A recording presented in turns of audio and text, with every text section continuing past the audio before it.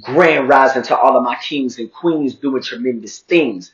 I am Alpha 2 representing Building Never Minds, the hip hop workshop, and I'm renovating minds one rhyme at a time. And in this installment of Soundcheck, I will be talking about why I believe our communities are incapable of being saved. But before I get into the video, like, comment, share, subscribe, hit the notification bell to be updated on the latest and greatest content. And now with all of that out of the way, let's get into the video after the intro. One.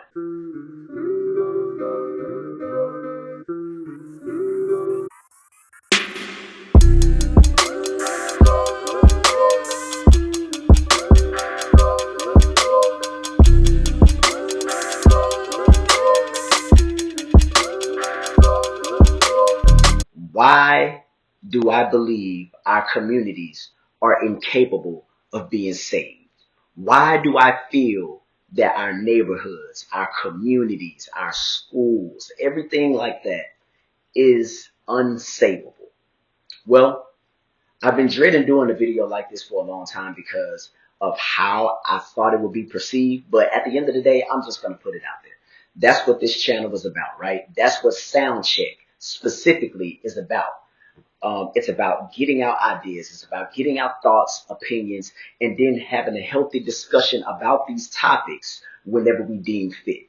Whether it's in the comment section, whether people message me privately and want to talk about the topics that I've been discussing, regardless of what it is, you can always email me. You can always shoot me a DM on social media, or you can always just put it in the comment sections and I'll be glad to respond.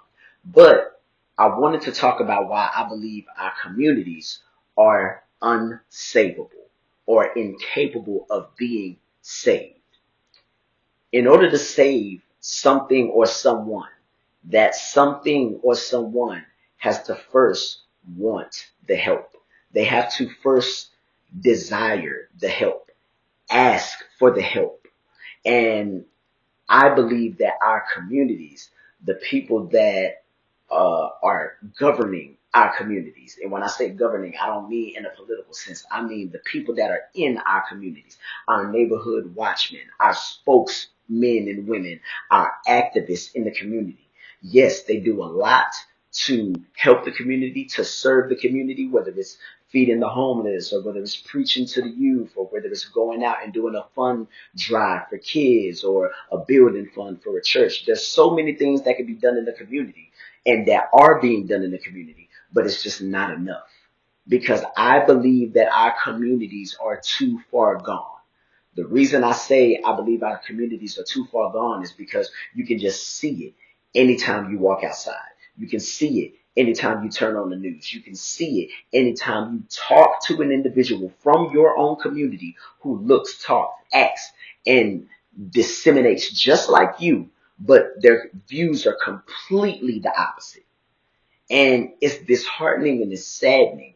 I just took a trip down to Houston, a little trip down to Houston just to get away from Dallas for a little bit, do some things in my hometown that I don't normally get to do. I'll be putting that video up right after this. But I went down to Houston and it broke me because, yeah, I went down there, I had a good time and everything like that. But it also disheartened me of what I was seeing in my community, the homelessness in Houston. And it's not even just Houston. It's here in Dallas. It's in Austin, San Antonio, any major city that you can think of in Texas. Hell, it's all over the country. Look at San Francisco. Look at Denver. Look at Utah. Look at LA with Skid Row. Like, look at Kensington Avenue in Philadelphia. The poverty, the level of just the, I don't even know how to phrase it. It's almost like there's it's like we're used to it by now. We're desensitized to it. It's almost as if people enjoy being in poverty. It's almost as if people enjoy living in a victim mentality. It's almost as if people love begging for a handout from the government, from the activists, from local churches, and just take, gimme. But all they do is use that money on drugs. All they do is use it on liquor. All they do is waste and squander the opportunities, the food and the money and the resources that they have been given. And why is that? Because our communities didn't start off that way. Yes, we can blame it on systemic racism. Yes, we can blame it on, white supremacy. Yes, we can blame it on the system keeping us down. But at the end of the day, as a community, as a people, when are we going to stand up and take accountability for our own actions? When are we going to actually stand up and say, you know what, I'm actually going to do what's in my best interest so that my people and my family can thrive? When are we going to get out of a survival mentality and start thriving? When are we going to stop blaming everyone else for our problems and start living in the now? Start living how God intended for us to be. Start living how we were supposed to, not by our feelings, but by the Holy Spirit. I pray that a video like this convicts anyone who sees this who doesn't agree with my opinion. You want to know why? Because at the end of the day, I don't care about how you feel. I care about how you live. It's the same thing when I have a future family. I care about how they live, not how they feel. I don't care about what makes you feel good. I care about how you're living. I don't care about making you happy temporarily if I know that it's enabling a bad behavior and it's damaging to your mental, physical, and spiritual well-being. I'd rather you be mad at me because I told you the truth than love me because I decided to lie to you and give you a temporary high of happiness and satisfaction. That's not what we do on this channel. That is not what Sound Check is about. Sound Check is about getting the truth out there, spreading awareness, and being able to share our thoughts and opinions in a safe space. Not an echo chamber, a safe space. Two completely different things. Feel free to DM me. Feel free to get down in the comments and ask me a question or hit me up on social media and say, hey, I didn't agree with this. Hey, you were spot on. You were cooking. Anything that you want to say, I'm here for it. As long as we can have a healthy discussion about what it is that we're talking about. The reason I feel our communities are unsavable is because they're too far gone off of the drugs, from poverty, from graffiti on our buildings, from burning down our own communities every time there's a riot when something happens. We hold white people accountable anytime a hate crime happens, but we don't hold each other accountable when there's black on black violence in the community. Why is that? 13% of the population are black people, but we have 80% of the crime rate. Why is that? 13% of the population, but we occupy more percentage of prison walls than any other race in the country. Why is that? I'm so tired of hearing about the race card. I'm so tired of hearing about a poverty mindset and a victim mentality. I'm so tired of that. Aren't you tired? When are we going to stop dealing with baby mama drama? When are we going to stop getting repos? When are we going to stop committing violent acts and crimes against each other? When are we going to stop looting stores for no apparent reason? Walmart had 4 stores that pulled out of Chicago because they kept getting looted. They kept getting robbed. And one of the biggest chains in the world said, nope, bye, we're out of here. Figure it out. And now you have something called a food desert in your community because you don't know how to act. But somebody listening to this message would call me or somebody with my type of opinion about my community a coon simply because I want what is best for us. You know, our communities are unsavable because majority of the community does not want to be saved. And the only way that you can contribute, you, the law-abiding, tax-paying citizen, God-fearing citizen, the only way that you as a black person in America can contribute to doing what is best for the community, you have to divest yourself from that community and make sure that you do not become another statistic. Make sure that you do not become what you are fighting against. Make sure that going forward, we're not raising children in single parent households. Let's make sure that wives are submitting to their husbands. Let's make sure that husbands are respecting and loving their wives the way God loved the church. Let's make sure that we're going forward and doing what is best in our interest to make sure that our communities are better than how we found them. And the only way to make something better, burn it down. I don't mean physically. When I say burn it down, I mean divest yourself from it. Once you get out of the hood, you stay out of the hood. And you never go back. You never turn around to look back at what you left. Nope. You never do it. I remember I remember hearing somebody say, nah, there's no way I'm living in the hood with y'all after I get money. You want to know why? Because y'all steal. How do I know y'all steal? Because I used to steal with you. And I am not the person that I used to be. And I refuse to be the person that I used to be. Therefore, I am deciding to pivot and go in an alternate direction. And if you were not willing to change and alter who you are in order to join me, then I have to leave you at the wayside. I have to leave you behind. Simply because I have to be better, not just for myself, but for my future. I have to be better for my future. I have to be better for my future wife. I have to be better for my future kids. I have to be better for my current family now. I have to be better because I have people looking up to me and I set an example and a precedence for them. And what I will not do is allow the old me to get in the way of what the new is trying to do. It's time to be better as a community and as a society at large. And the best way you can do that is to divest yourself from the community right now. If you have the means to get out of Chicago, leave. If you have the means to get out of Philadelphia, leave. If you have the means to get out of San Francisco, leave. LA, leave. Houston, Atlanta, leave. New York, leave. Go where you are treated best. Go where your interests will be served. Go where you will be treated like with respect. Go where you'll be treated like a human being. This is for everybody, but specifically to my black people. Let's be better. Let's rise. Let's elevate. Let's pivot and go in a different direction than what we were taught.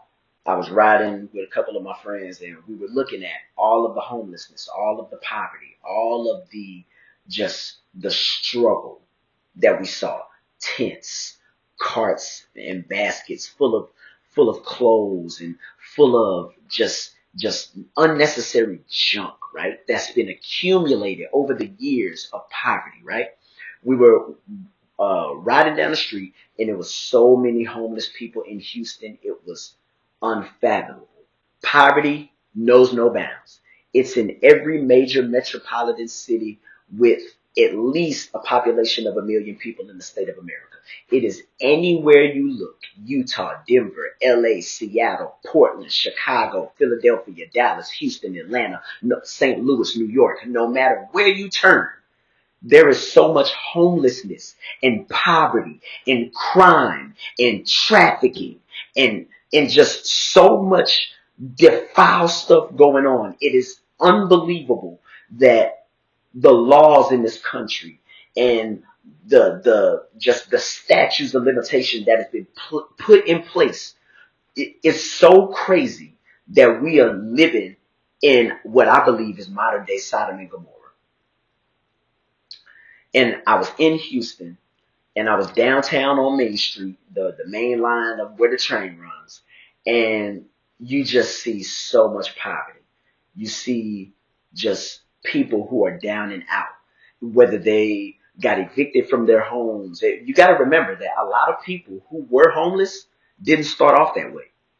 They started off like normal people like you and me, and maybe they were one paycheck away from being homeless. Maybe they were one child support check away from going to jail. Maybe they were one little slip up away from rebounding and going back to an addiction that they kicked. You don't know what people's story is. Maybe they went through a divorce and they lost everything in that divorce and they couldn't recover. But now they're homeless. They're on the street. They're locked on fentanyl. They got that dog on them and they can't get it off. And it's crazy because we live in a society where it's normal. We're desensitized to it. And it's like there's no recovery from it. I just want us to do better as a whole. I want my people to do better as a whole. I want our communities to do better as a whole because I love the place I live. I love the place I live. But I hate seeing what it's become. I hate seeing graffiti everywhere. I hate seeing people that look like me, my skin color, my complexion, my pigment, my ethnicity. I hate seeing people that look like me standing on the corner, posted up in front of the liquor store with nothing to do. No productive bone in their body. But yet, when something happens and, some kind of grievance comes up against us, the first thing we want to do is blame the system. Stop it, fam. Get up and do something. Go be productive. Get a job and stick with that job. And don't leave that job just because you unhappy with your schedule. Don't leave that job just because you're working 4 days a week instead of 5. Give them a reason to make you work, to let you work 5 days instead of 4. Like I'm so sick of the excuses from my people. I'm so sick of hearing about the race card. I'm so sick of hearing about white supremacy. I'm so sick of hearing about the system. We all come from the system. I used to take wash-ups in that McDonald's bathroom just down on Elm Street in downtown Dallas. But did I blame the system? No. I did what I had to do to put myself back in a position to where I could be in front of this camera talking to you about how you can better your situation. Me and my mom came up here from Hurricane Katrina with nothing. Did we blame the system? No. Were we mad at God? No. We bounced back, stuck together, and did what it was that we had to do to sustain ourselves. We didn't have a victim mentality. We didn't have a victim mindset. We got up, did what it was that we had to do, and never looked back. Did it hurt? Yes. Do we remember it? Yes. Will we ever forget it? No. It was a tragic, traumatizing, horrifying experience that I wouldn't wish on my worst enemy. But at the end of the day, there's no victims here. Only victors. There's no victory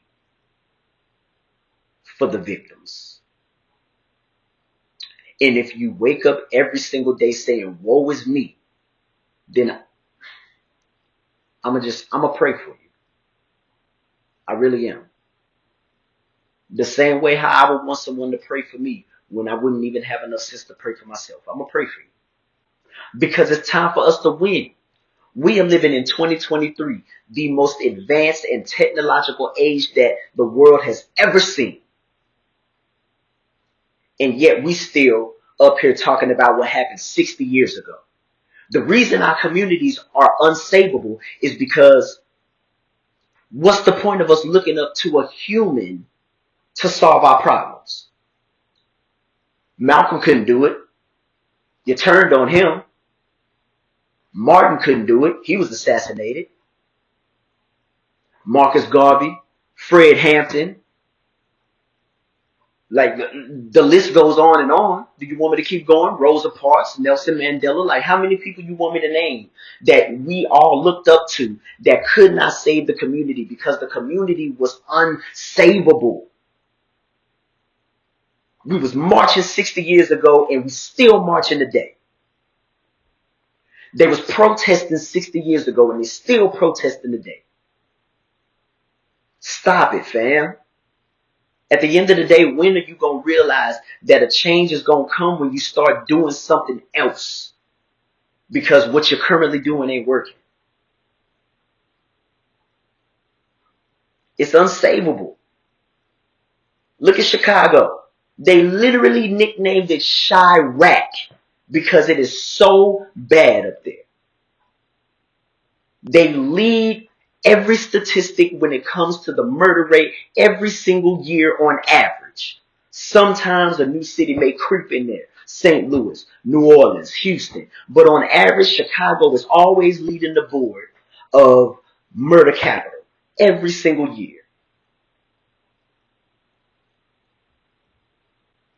When are we going to wake up? When are we going to stop? When are we going to realize that the old ways of the world ain't working? Do something else. Divest yourself from the community. At the end of the day, it's unsavable. You cannot go, even when it comes to homelessness, going out, even because I volunteer. So I know better than anybody just by talking to them. Going out and giving them a pair of pants, giving them some toothpaste, giving them a few towelettes, a few wet wipes. At the end of the day, that's putting band-aids on a gunshot wound. They need housing, fam. They need a permanent address. They need a job so that they can sustain themselves. They need to learn financial literacy so they don't find themselves back in the same situation that you're trying to save them from in the first place. The community is unsavable because the system that we have in place is not working. It's broken.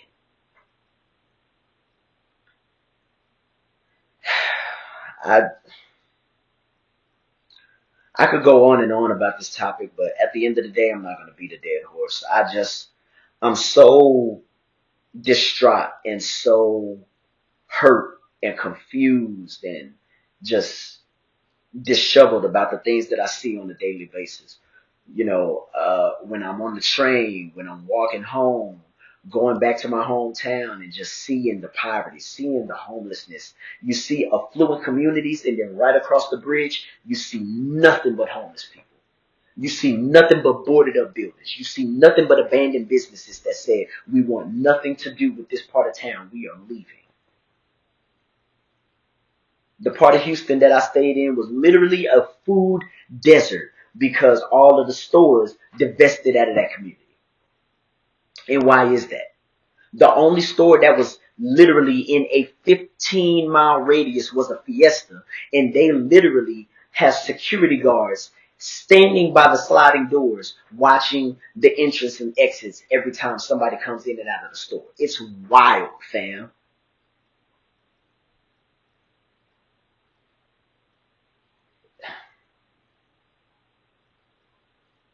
I just want better for my people.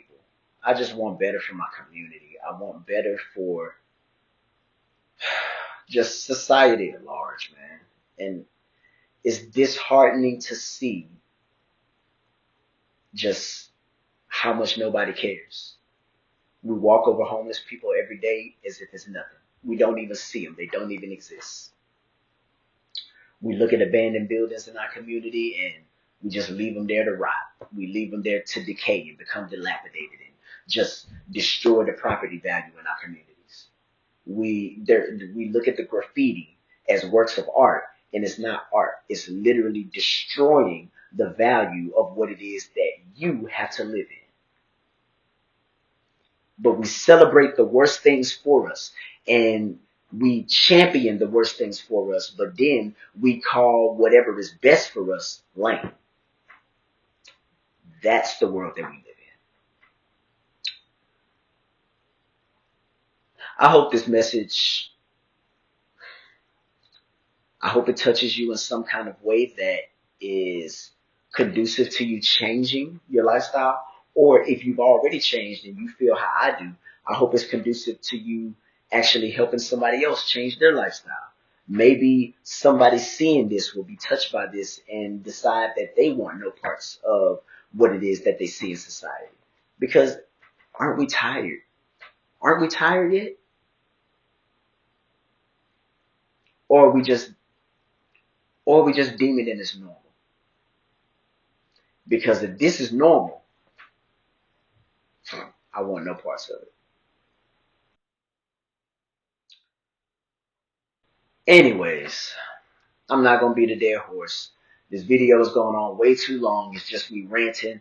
So I'm going to end the video here. But let me know how you feel in the comment section below. Let's talk about it. Let's have a healthy discussion on how we can save our communities Or do you agree with me and think that they're just unsavable and we should just throw the community in the trash and start over?